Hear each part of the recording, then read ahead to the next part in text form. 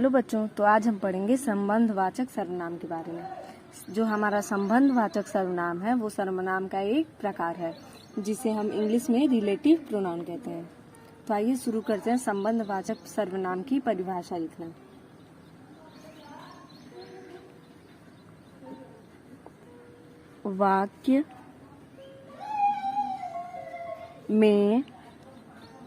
वाक्य में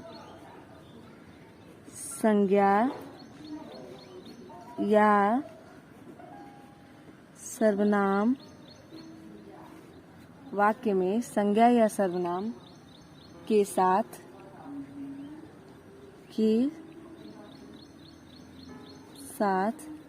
वाक्य में संज्ञा या सर्वनाम के साथ संबंध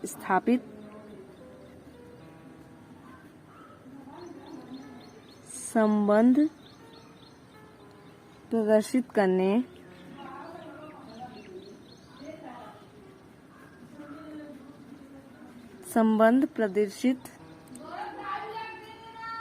वाक्य में संज्ञा या सर्वनाम के साथ संबंध प्रदर्शित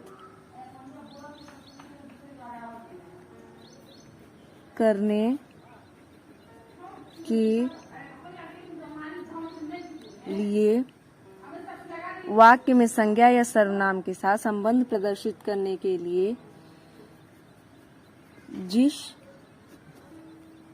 सर्वनाम का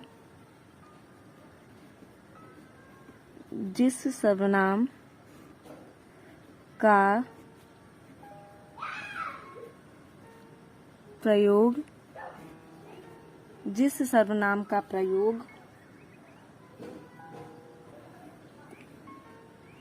किया जाता है। वाक्य में संज्ञा या सर्वनाम के साथ संबंध प्रदर्शित करने के लिए जिस सर्वनाम का प्रयोग किया जाता है उसे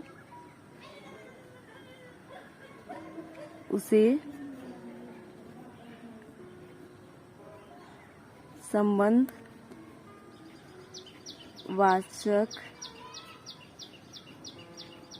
सर्वनाम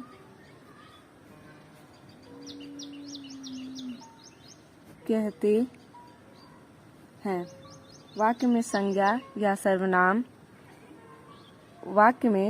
या सर्वनाम के साथ संबंध प्रदर्शित करने के लिए जिस सर्वनाम का प्रयोग किया जाता है उसे हम संबंधवाचक सर्वनाम कहते हैं। तो कहने का मतलब ये है, वाक्य में जिन भी संज्ञा या सर्वनाम के साथ संबंध प्रदर्शित करने के लिए जिन सर्वनाम का हम प्रयोग करते हैं उसे हम संबंधवाचक सर्वनाम कहते हैं। जैसे उदाहरण है जिसकी, उसकी, उसकी, जो,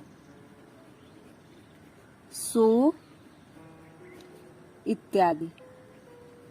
अब इन्हें हम वाक्यों में प्रयोग करके देखेंगे कि हम संबंधवाचक सर्वनाम किन सर्वनामों को कहते हैं। तो है जो देता है,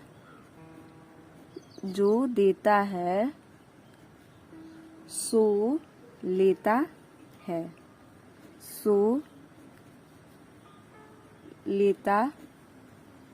है, तो जो हमारा जो और सो, तो ये हमारा संबंध स्थापित कर रहे हैं, इसलिए ये हमारे संबंधवाचक सर्वनाम हुए।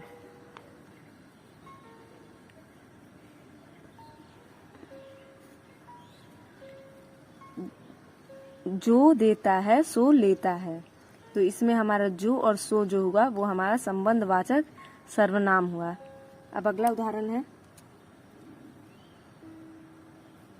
जिसकी लाठी उसकी भैंस। जिसकी लाठी उसकी भैंस, तो इसमें जो जिसकी और उसकी है ये हमारा संबंधवाचक सर्वनाम है, क्योंकि ये हमारा दोनों में संबंध स्थापित प्रदर्शित कर रही है। तो ये हमारा हुआ संबंधवाचक सर्वनाम की परिभाषा और उसका उदाहरण। धन्यवाद।